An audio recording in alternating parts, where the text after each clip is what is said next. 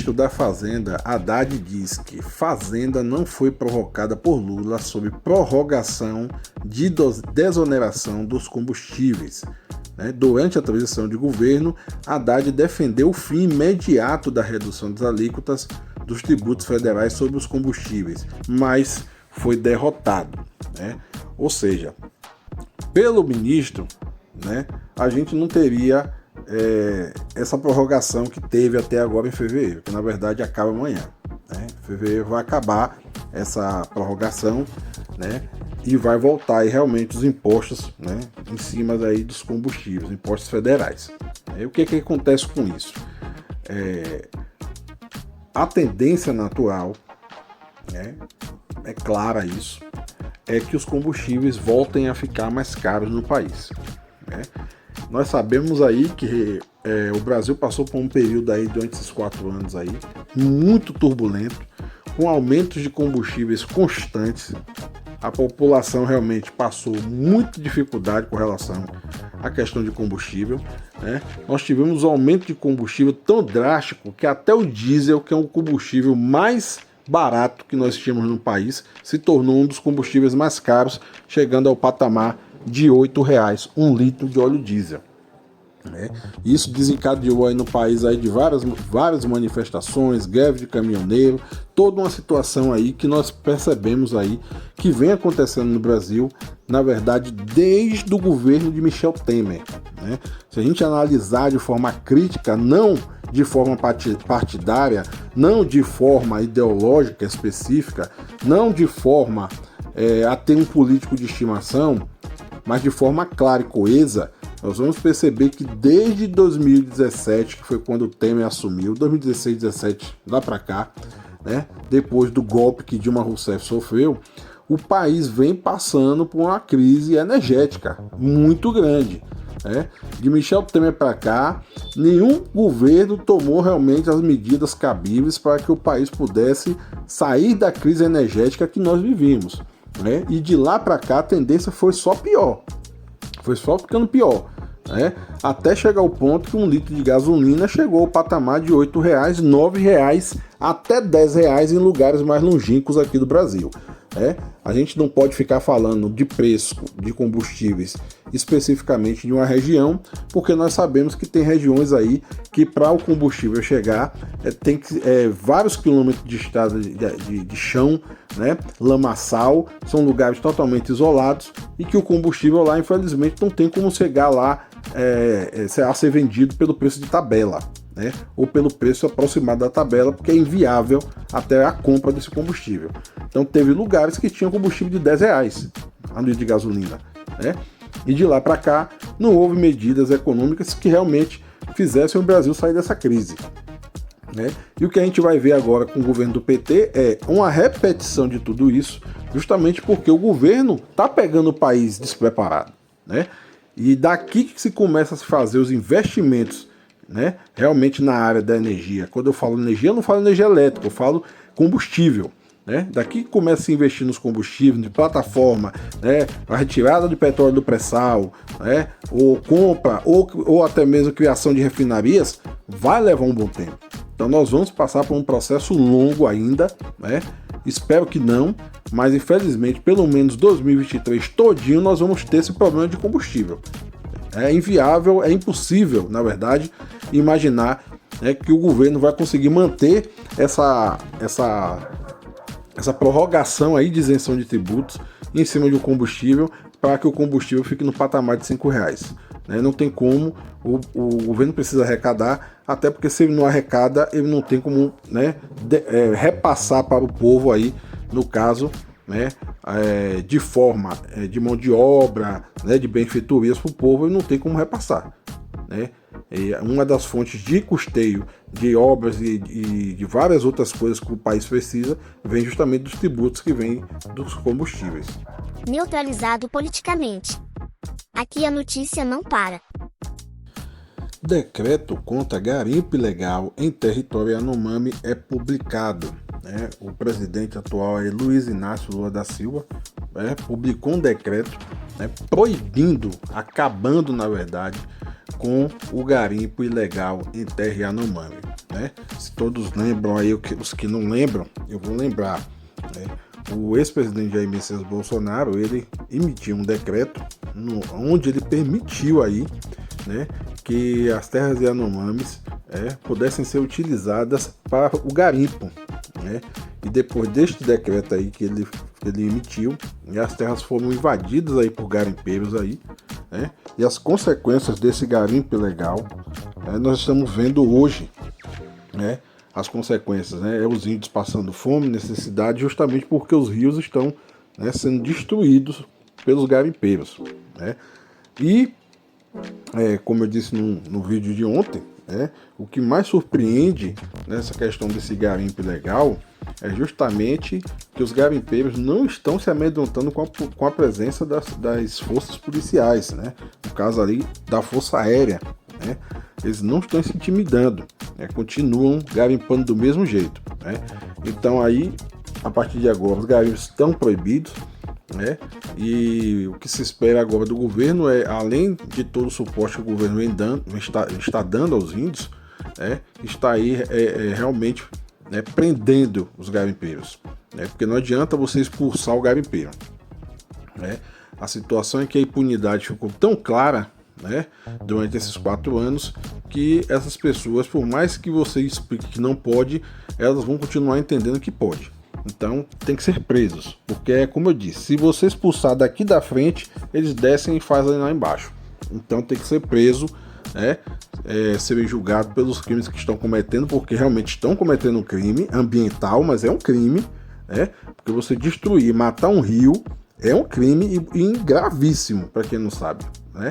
Então essa é a grande realidade. Além de estar impactando na vida dos índios, estão cometendo um crime ambiental, o qual realmente deverá ser apurado e essas pessoas têm que ser responsabilizadas por esse crime.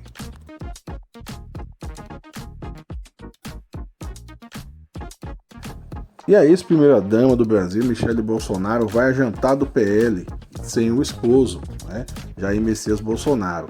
Ao ser questionada, a Michele Bolsonaro informou que ele está descansando nos Estados Unidos. Eu vejo que a mídia é cruel e é perversa, né, fazer uma pergunta dessa. Todo mundo sabe muito bem onde é que Jair Messias Bolsonaro está, né? Todo mundo sabe muito bem que ele está nos Estados Unidos. Ele saiu do Brasil, né, em dezembro, antes, né, de Lula tomar posse como presidente da República, né? Ele pegou o avião da Força Aérea ainda, né, como presidente, né, tinha direito, utilizou o avião da Força Aérea, o avião presidencial, e foi para os Estados Unidos, né? Ele se encontra lá em Orlando, hospedado na casa de um amigo dele, né, na qual, inclusive, hoje amanheceu vazia, né? Bolsonaro deixou a casa que estava hospedado em Orlando, né? E inclusive já se questiona se Bolsonaro retornou ao Brasil ou não retornou ao Brasil, né? Tendo em vista que questionaram ao filho dele quando ele voltaria para o Brasil, e o filho dele deixou claro que não sabia. Poderia ser amanhã, poderia ser daqui a uma semana, daqui a um mês ou nunca mais, né? E realmente causa, né, a todos os brasileiros, né, realmente uma preocupação em saber se realmente o ex-presidente vai voltar ao Brasil ou não vai voltar ao Brasil, tendo em vista que, né, há diversos movimentos aí que estão querendo aí que Bolsonaro inclusive seja preso, né, baseado em que ainda não sei, né? Não vejo justificativa até o momento para se requisitar a prisão do ex-presidente, né? Até o momento não vi nada que realmente pudesse ser conclusivo ou que realmente fosse um fato muito relevante para que a prisão dele fosse decretada, né? Eu acho que as pessoas estão misturando a questão política, social, de forma geral, com questões partidárias e ideológicas particulares, né? A situação dos Yanomamis, que seriam algo que poderia pesar para Bolsonaro, foi denunciado no órgão competente, que é o Tribunal Penal Internacional, né? Então, por que será que Bolsonaro seria preso? Não vejo motivo para isso, né? Então, realmente, o que se preocupa é em saber realmente, né, o que é que vai acontecer com o ex-presidente da República. Se vai voltar ao Brasil, se não vai voltar ao Brasil, né? Porque, quer queira, quer não, ele ainda é um líder, né? por mais que não seja o líder, né, da nação, mas é um líder de um partido, é um líder de um grupo, é um líder ideológico, né? Então a gente fica naquela, sem querer, mesmo sem querer saber, mas querendo ao mesmo tempo saber se ele vai ou não retornar ao Brasil e qual o futuro que ele realmente vai tomar aí da sua vida da agora para frente.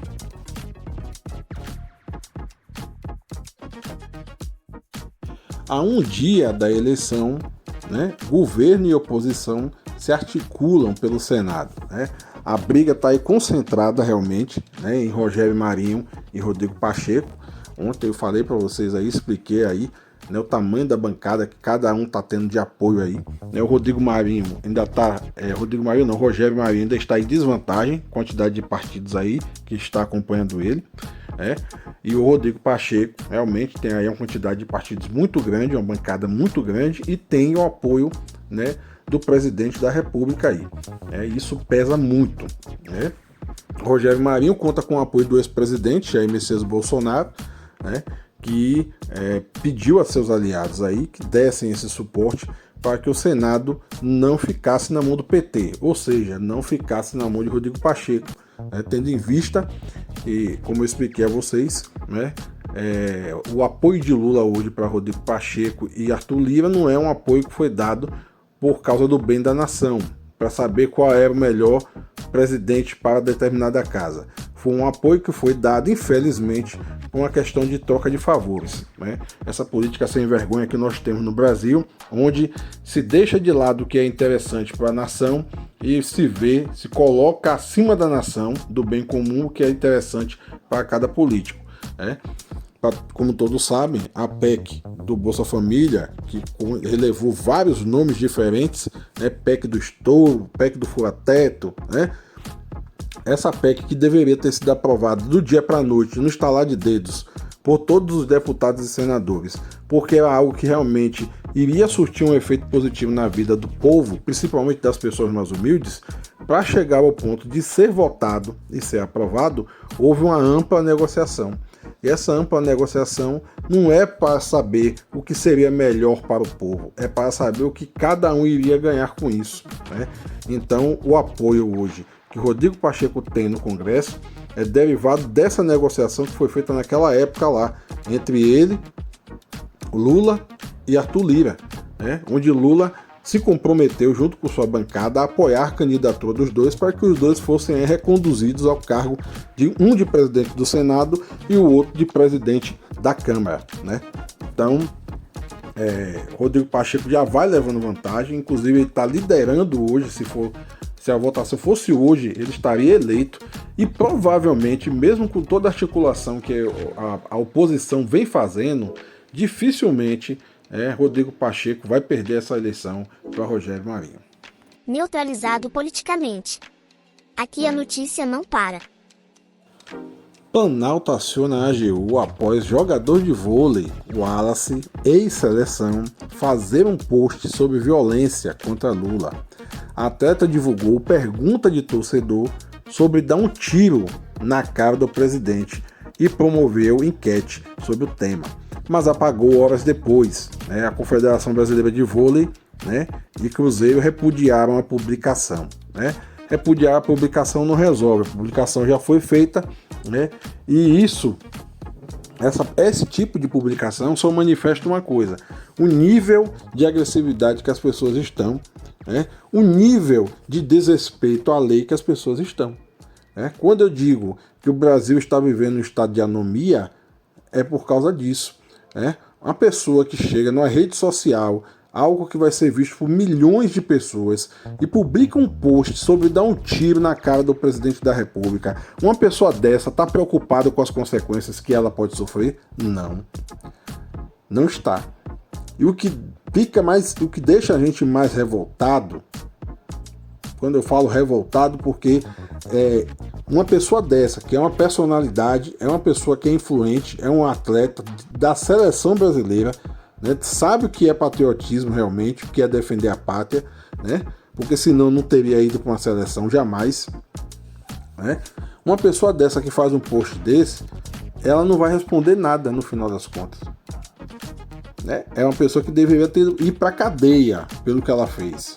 Mas o nosso país, infelizmente, ele está acostumado a prender preto, pobre, né? Porque são as pessoas de classe baixa, né? E não tem condições de se defender no judiciário. Porque quando você imagina que um defensor público vai defender uma pessoa pobre, um preto, favelado, será que realmente ele vai defender afinco, com toda a garra, com todo o gosto, para que aquela pessoa realmente não seja injustiçada? Não vai. A gente sabe muito bem disso, que a realidade do judiciário brasileiro e dos cargos do judiciário brasileiro, né, não é a das melhores. Isso não quer dizer que todo mundo é igual. Em todo lugar tem profissional bom e tem profissional ruim. Mas a maior parte dos defensores públicos não defendem realmente o cidadão como deveria defender. Não defende. Principalmente os mais pobres. Essa é a grande realidade. Aí um indivíduo desses que fala em dar um tiro na cara do presidente, vai chegar com um advogado do bom, né? E aí o advogado vai buscar 1001 formas de defender esse indivíduo e ele não vai ter nada com ele. Eu garanto para vocês que do jeito que a coisa vai, esse rapaz ainda vai continuar jogando na seleção brasileira, né? Então assim, o país está passando por um processo, né, de falta de justiça no país total. As pessoas não respeitam mais a lei, as pessoas não respeitam mais a justiça. As pessoas estão vendo que não há justiça no país, né? Você perceber que o indivíduo, né, pegar e fazer um post desse, reproduzir um post desse, quando na verdade ele deveria recriminar a pergunta do camarada. Ele, como um atleta de seleção brasileira, deveria recriminar, ser o primeiro a denunciar, inclusive, esse cidadão. Não, ele vai replica e faz uma enquete na internet a respeito dessa suposta atitude, né, de um cidadão brasileiro. Vergonhoso, totalmente vergonhosa a situação, né? Vergonhosa. Mais vergonhoso é saber que esse indivíduo não vai pegar nem um dia de cadeia, né? E pegar um dia de cadeia na vala comum, junto com os presos comuns, né? Por quê?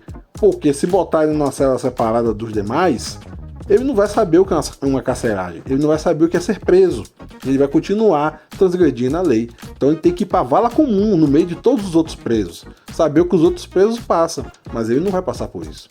Garanto que ele não vai, né? E aí, essa coisa de estar ameaçando em rede social vai continuar. Por quê? Porque a impunidade do país, infelizmente, é a mãe hoje, né? O Brasil hoje é o país realmente da impunidade. As pessoas fazem aquilo que querem fazer, né?